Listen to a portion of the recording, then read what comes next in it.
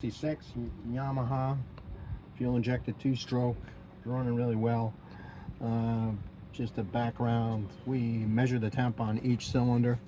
One cylinder is running hotter than any of the others. It's a problem. It could come back, cause us problems, cause the customer heartache. So that's what that's doing. We just shut it off. So you watch, the temperatures are going down quite a bit. So it's just some technology we're working on.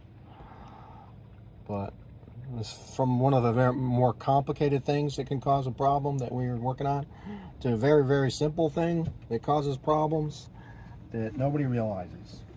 All right. So this boat sank, unfortunately, before we worked on it. And somebody had taken this deck up. And there was no caulk here. We've just re-caulked it.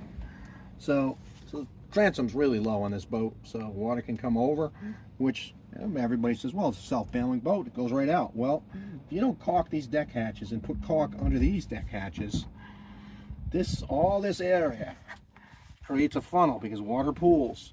So if you add up all that area right there, it's equivalent to like a 3-inch hole in the deck. All the water goes in the bilge. Bilge pump probably kept running and running until the battery died.